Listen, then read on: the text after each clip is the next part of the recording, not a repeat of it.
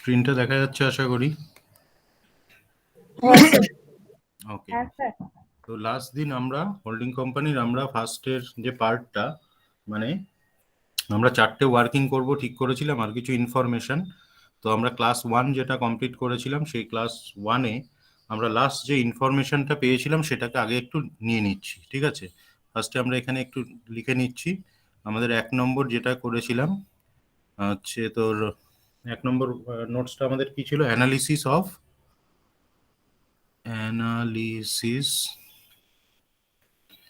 Of profit and reserve of হচ্ছে আমাদের small limited, তাই তো? স্মল লিমিটেড মানে মাইনরিটির, এটা আমাদের করাই ছিল।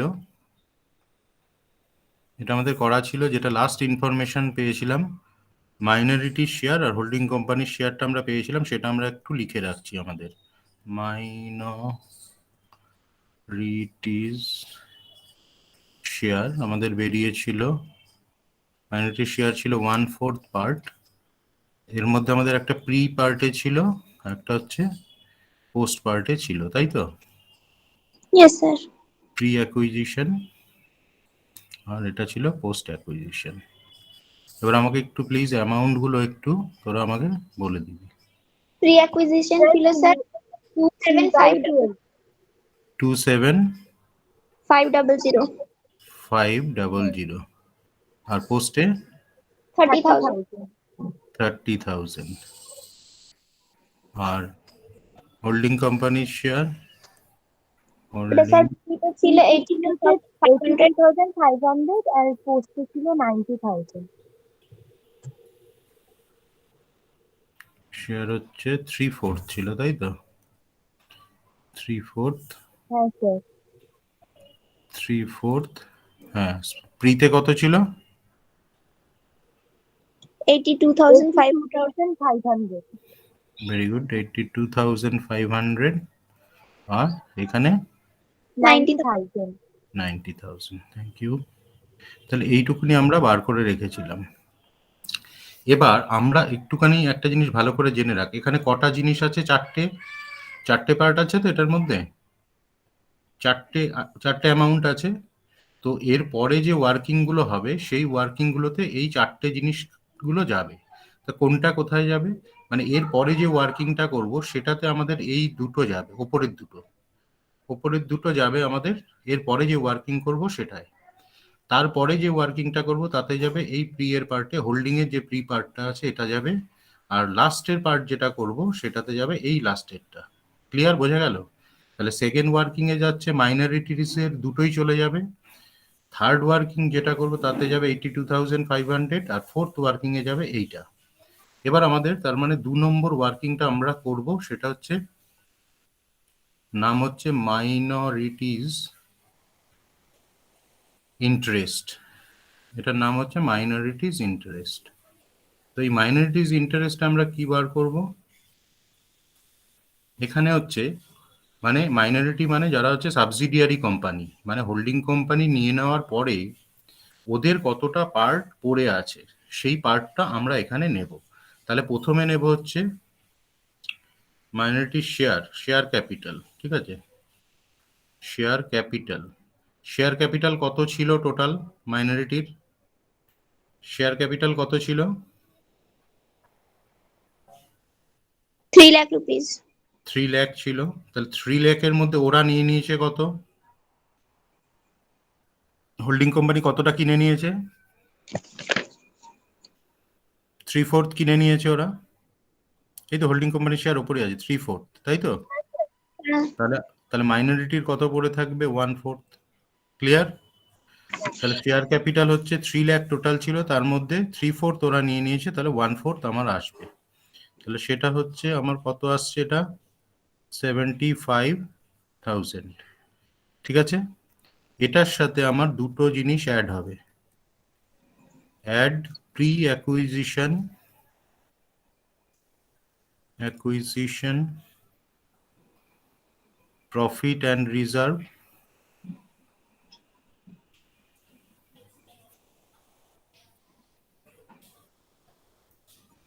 Pre acquisition profit and reserve আর অ্যাড হবে post acquisition profit and reserve.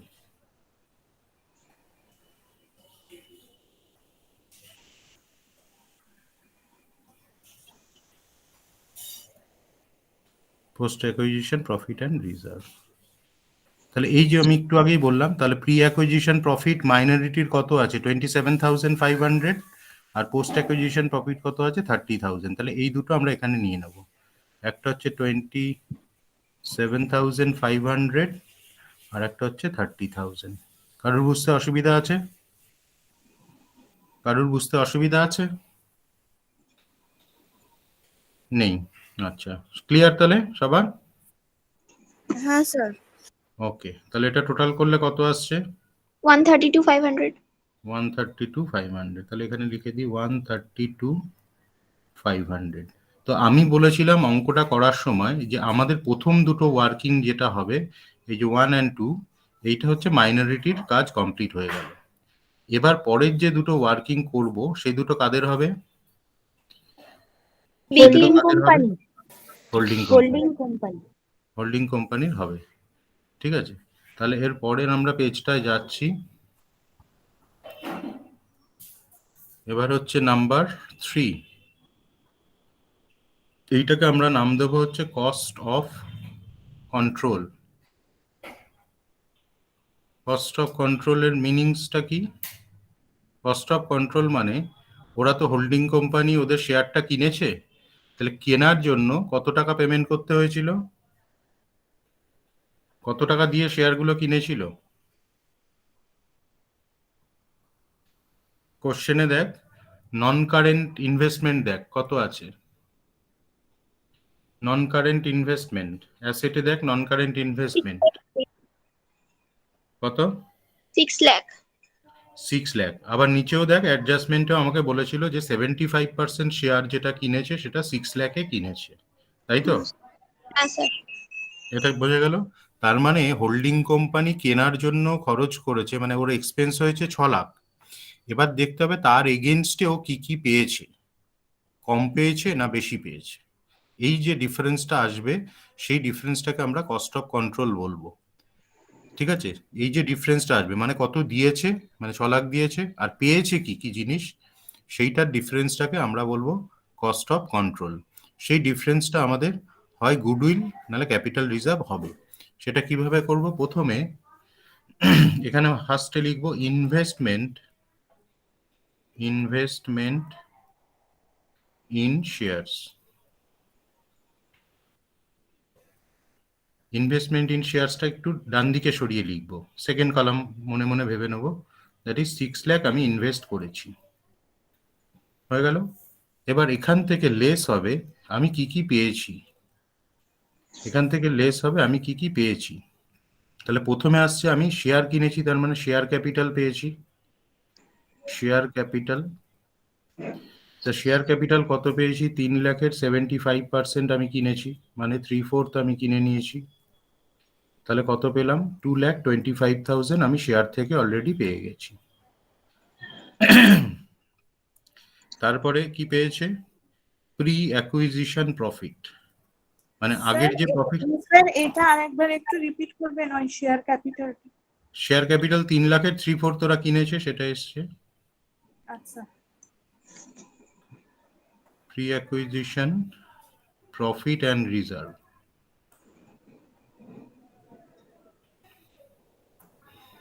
এখানটা ধরলো না,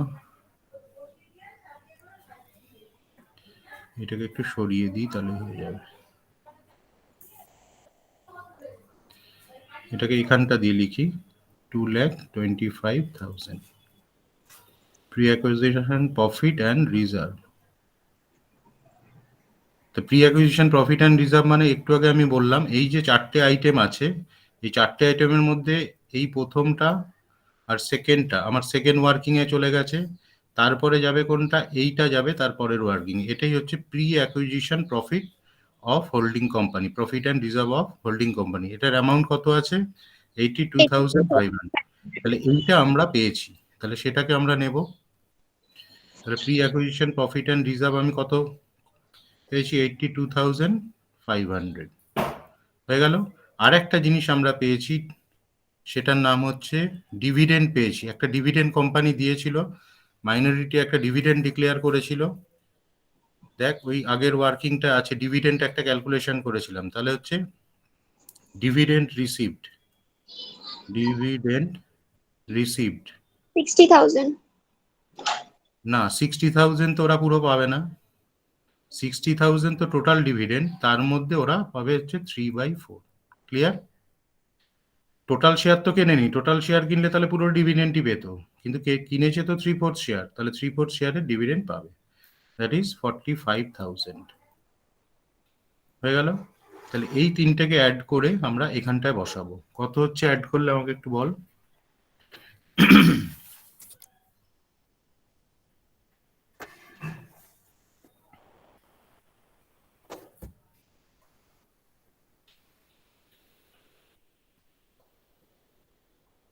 এই তিনটাকে অ্যাড করলে কত আসছে? 2,52,500.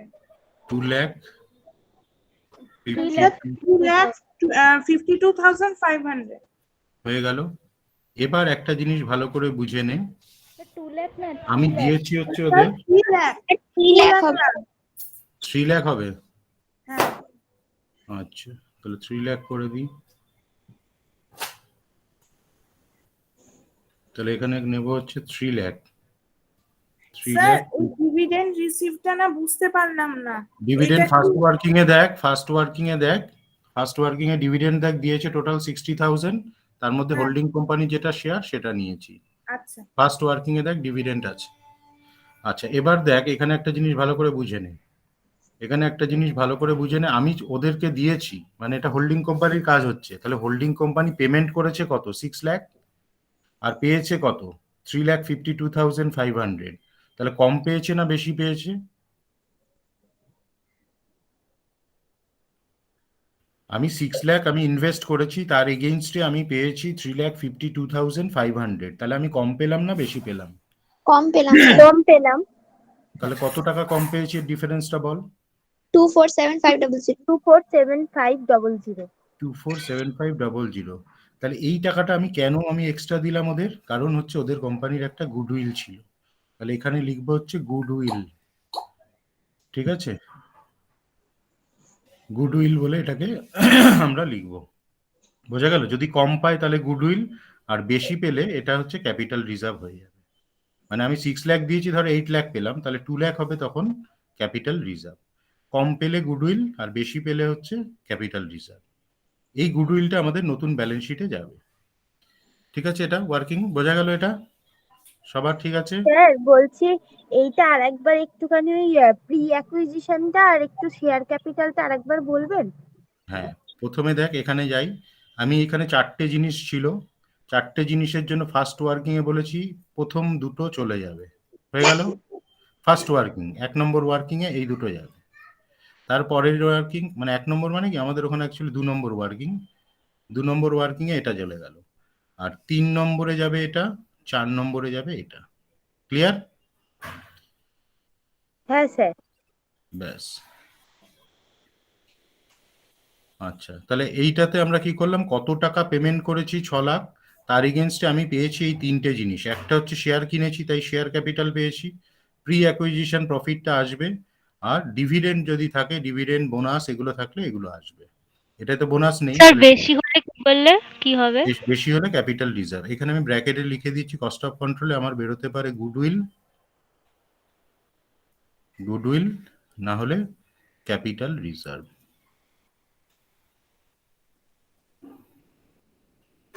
ঠিক আছে, তাহলে এটাই গুডউইল হয়েছে, মানে আমি কম পেয়েছি যেটা সেটা হচ্ছে গুডউইল, আর বেশি পেলে হবে হচ্ছে ক্যাপিটাল রিজার্ভ।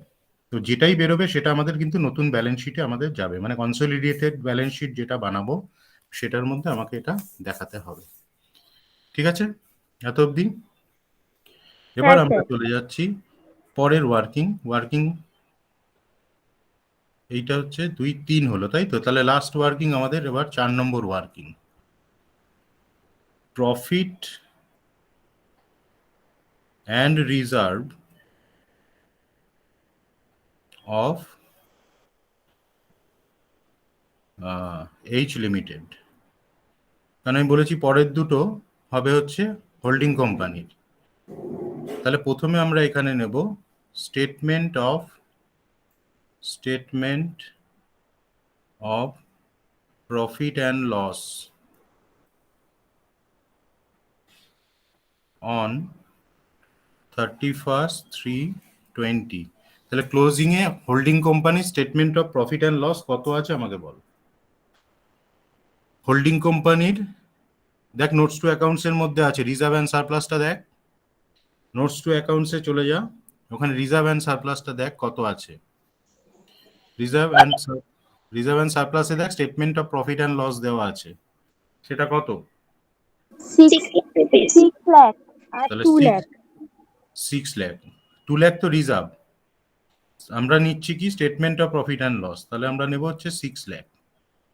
এবার তোরা অ্যাডজাস্টমেন্ট যেটা দিয়েছিল ওইটাকে একটু ভালো করে পড়। ওখানে দেখ ওই যে বলেছে দেখ dividend receive by Big Limited is included in its profit and loss account, মানে বলতে চাইছে বিগ লিমিটেড যে ডিভিডেন্ডটা পেয়েছে সেটা তাদের এই প্রফিটের মধ্যে ঢুকে আছে, included in profit and loss account. তাহলে ইনক্লুড থাকলে আমাকে কি করতে হবে, এটার থেকে Less করতে হবে। এক্সক্লুড করে দিতে হবে বা লেস করতে হবে। তাহলে আগে লেস ডিভিডেন্ড রিসিভড, কত টাকা ডিভিডেন্ড পেয়েছে? Sir, 15,000. না, 60,000 এর 3/4 তোরা পেয়েছে, হোল্ডিং কোম্পানি তো, এই যে এইচ লিমিটেড তো 60,000 টোটাল ডিভিডেন্ড, তার 3/4 এই যে একটু আগে যেটা 45,000. করলাম, তাহলে ওরা পেয়েছে হচ্ছে 45,000। তাহলে এটাকে ফার্স্টে আমরা লেস করে দেবো। লেস করলে আমার কত থাকছে? 5,55,000। এখানে কিন্তু ইনার আউটার করতে হবে না, অ্যাডলেস করে করেই যাব, ঠিক আছে। এবার এটার সাথে আমাকে অ্যাড করতে হবে, অ্যাড করব কোনটা একটু আগেই বলেছি, দেখাচ্ছি এখানে Post এই acquisition. 90,000 যেটা আছে সেটা আমার অ্যাড করতে হবে, এই যে 90,000টা 4 নম্বর ওয়ার্কিং এ যাবে, এই যে পাশে লিখে দিয়েছি। তাহলে এইটাকে আমরা নেব এখন 4 নম্বর ওয়ার্কিং, এটা আমাকে অ্যাড করতে হবে। তাহলে চলে যাই ওখানে, তাহলে এখানে লিখবো অ্যাড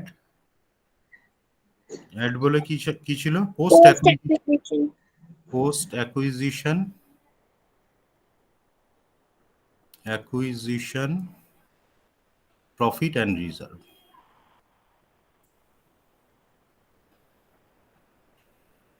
কত টাকা আছে? 90,000। তাহলে এটা কিন্তু অ্যাড হবে, অ্যাড লেসটা কিন্তু খুব সাবধান। এটা কত হচ্ছে অ্যাড করলে? 6 লাখ। 6,45,000. আচ্ছা, আগের লেসটা ঠিক ছিল তো? দেখে নিচ্ছি স্যার। হ্যাঁ স্যার ঠিক আছে। তাহলে 6,45,000। এইবার তোরা অ্যাডজাস্টমেন্টে যা, অ্যাডজাস্টমেন্টে দেখ একটা জিনিস বলা আছে ইনভেন্টরি অফ বিগ লিমিটেড বলে একটা দেখ জিনিস দেওয়া আছে, আমি বলে দিচ্ছি কি আছে। Inventory of Big Limited includes 20,000 out of purchase of 50,000 made from Small Limited on January 2000, ওই যা ডেট আছে 2019, ঠিক আছে। এবার বলছে no payment on this account has been made by Big Limited, মানে বিগ লিমিটেড একটা 20,000 50,000 হচ্ছে পারচেস করেছিল, 50,000 অ্যামাউন্টের পারচেস করেছিল, তার জন্য কোনো পেমেন্ট করেনি বিগ লিমিটেড। বিগ লিমিটেড কার থেকে পারচেস করেছে? বিগ লিমিটেড কার থেকে পারচেস করেছে? স্মল লিমিটেড থেকে। তাহলে যদি না পেমেন্ট করি তাহলে সেটাকে কিরকম টাইপের, কোন কার মধ্যে থাকে ওটা ইনক্লুড হয়ে? তার মানে এটা ক্রেডিট পারচেস আর ক্রেডিট সেলস এর মধ্যে যাচ্ছে। তাহলে কার ক্রেডিট সেলস আর কার ক্রেডিট পারচেস? স্মল লিমিটেডের ক্রেডিট সেল আর হোল্ডিং কোম্পানির ক্রেডিট পারচেস। Very good. তাহলে ক্রেডিটে যদি পারচেস হয় তাহলে হোল্ডিং কোম্পানির তাহলে ক্রেডিটার্স এর মধ্যে ওটা ইনক্লুড আছে, আর স্মল কোম্পানির হচ্ছে ডেটার্স এর মধ্যে ওই 50,000 ইনক্লুড আছে। ক্লিয়ার, বোঝা গেল কি জিনিসটা? মানে 50,000 অ্যামাউন্টটা ডেটার্স আর ক্রেডিটার্স থেকে আমাকে সেট অফ করতে হবে যখন আমরা নতুন নতুন যে ব্যালেন্স শিটটা বানাবো কনসলিডেটেড ব্যালেন্স শিট, তখন কিন্তু আমাকে ডেটার্স আর ক্রেডিটার্স থেকে আমাকে সেট অফটা করে দিতে হবে, মানে 50,000 ডেটার্স থেকেও লেস হবে, 50,000 ক্রেডিটার্স থেকেও লেস করতে হবে, যেহেতু ওদের দুটো ব্যালেন্স শিটটাকে মার্জ করে একটা ব্যালেন্স শিট তৈরি হবে। বোঝা গেল? এইবার এই যে পারচেস সেল হয়েছে তার মধ্যে দেখ পুরো মালটা কিন্তু ওর কাছে এখন আর নেই, হোল্ডিং কোম্পানির কাছে। এখন ওই 50,000-এর মধ্যে থেকে 20,000 টাকার মাল হোল্ডিং কোম্পানির কাছে আছে। ক্লিয়ার? দেখ সেটাই বলেছে ইনভেন্টরি অফ, এবং 20,000 টাকার যে মালটা আছে সেটা ওর ইনভেন্টরি বা স্টকের মধ্যে 20,000 দেখানো আছে। ইনভেন্টরি বা স্টকের মধ্যে 20,000 দেখানো আছে। এইবার স্মল লিমিটেড যখন ওকে বিক্রি করেছে সেটা কি কস্ট প্রাইসে বিক্রি করেছে? কেউ কি কস্ট প্রাইসে বিক্রি করে? না স্যার। তার মানে ওই যে 20,000 যেটা স্টকের মধ্যে রয়েছে তার মধ্যে একটা প্রফিট ইনক্লুড হয়ে আছে, সেই প্রফিটটা আমাকে এখান থেকে লেস করতে হবে। এটাকে আমরা বলি আনরিয়ালাইজ প্রফিট অন স্টক। তাহলে এখানটা আমি ফার্স্ট আগে লিখে নিচ্ছি, less unrealise profit on stock. তাহলে স্টকের ভ্যালুটা আগে কত আছে সেটাকে নিতে হবে, কিন্তু স্টকের ভ্যালু আছে 20,000 ইন্টু, এইবার দেখ কত পার্সেন্ট প্রফিট করেছে, দেখ বলেছে 25%। 25,000 প্রফিট অন কস্ট বলেছে, আর 20,000 যেটা আছে এটা কিন্তু কস্টে নেই, কারণ এটা হোল্ডিং কোম্পানির ঘরে আছে, তো হোল্ডিং কোম্পানির কাছে এটা তার মানে সেলিং প্রাইসে আছে। তাহলে কস্টের ওপর যদি 25% হয় তাহলে সেলিং প্রাইসের ওপর কত পার্সেন্ট হবে? 75%। না, 20%। 125। 20%। এরকম ভাবে যদি না পারিস তাহলে 25/125 করে দিতে পারিস, হয়ে গেল। এটা করলেও দেখবি 20% আসছে, মানে এইটা এখন 20% কেন আসছে একটু বলবেন? সেটা বলে দিচ্ছি, লাস্টে বলছি। আচ্ছা, মানে এই যে 20,000 সেইটা আমার কি, আমি এখানটা একটু দেখাচ্ছি, দেখ এইখানে হচ্ছে আমার প্রফিট অন কস্ট বলেছে, তাহলে আমরা কস্টটাকে ধরছি 100 হয়েছে, প্রফিট হচ্ছে আমার 25, আর সেলিং প্রাইস হচ্ছে, না ভুল করলাম, সেলিং প্রাইসটা হচ্ছে আমার 100 ধরতে হবে, কারণ সেলিং প্রাইসের উপর প্রফিট দিয়েছে না কস্টের উপর দিয়েছে, ও কস্টের, সরি ঠিক আছে, এইখানে চল এটা মুছে যাবে। ওরা বলেছে প্রফিট অন কস্ট 25%, ঠিক আছে? তো প্রফিট অন কস্ট 25% মানে তাহলে কস্টটাকে ধরবো 100, প্রফিট হচ্ছে 25, তাহলে সেলিং প্রাইস কত? 125, ঠিক আছে? 125 হচ্ছে ওর সেলিং প্রাইস। তাহলে এই যে 20,000 যেটা আমাকে দিয়ে রেখেছে সেটা কিন্তু আমার 125-এ আছে, এই যে 20,000 যেটা দিয়েছে, কারণ এটা সেলিং প্রাইসে আছে। তাহলে এর মধ্যে কত প্রফিট? তাহলে এইখানে হচ্ছে প্রফিট অন কস্ট, এই প্রফিট অন সেলিং প্রাইস হচ্ছে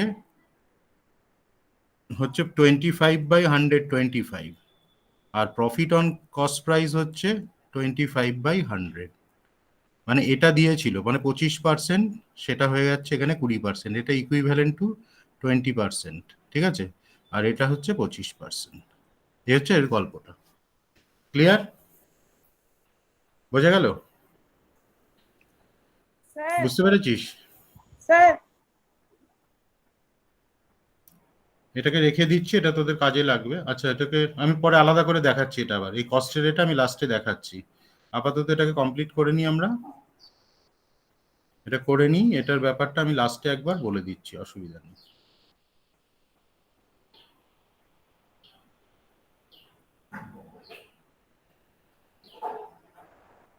মুছে দিলাম এটা। আচ্ছা, তাহলে এখানে কত হচ্ছে? 20% করলে তার মানে 4000। 4,000 হচ্ছে, তাই তো? এটা 4,000। এটা আমি আরেকবার বলে দিচ্ছি, কোনো অসুবিধা নেই। তাহলে 6,41,000, তাই তো? লেস হচ্ছে, হ্যাঁ লেস আর স্যার। অ্যাডটা কিন্তু খেয়াল রাখবে, অনেক সময় লেস লিখে অ্যাড করে ফেলি, খুব সাবধান, কারণ এটা অ্যাডলেস হতে হতে যাচ্ছে, ঠিক আছে? কোনোটা অ্যাড কোনোটা লেস এরম ভাবে যাচ্ছে। এবার এটার সাথে আর একটা আইটেম আমাকে অ্যাড করতে হবে, কারণ উপরে হেডিং এ আমি কি লিখেছি দেখ, উপরে হেডিং এ আমি কি লিখেছি দেখ,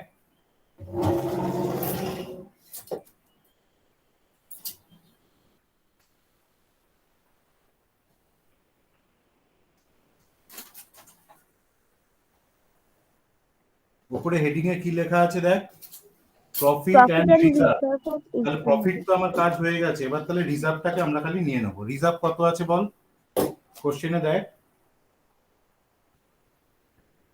কোশ্চেনে দেখে বল রিজার্ভ কত আছে।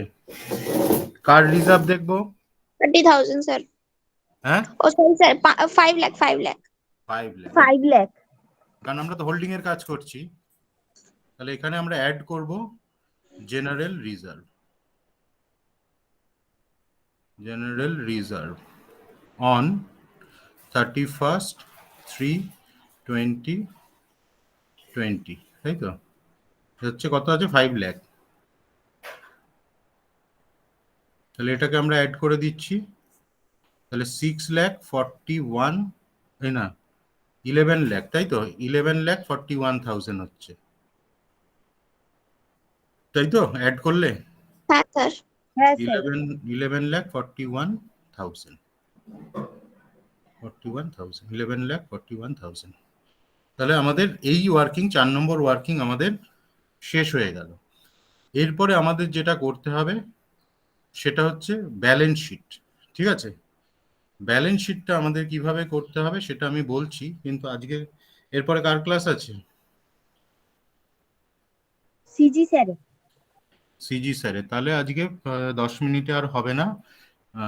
তাহলে এইটাকে আমরা, তাহলে এখানেই আমাদের থামিয়ে দিতে হবে।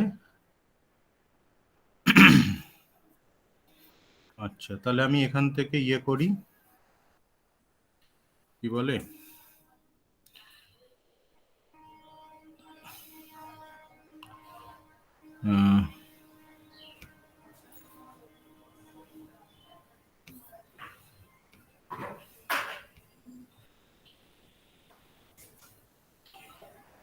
প্রথমে আগে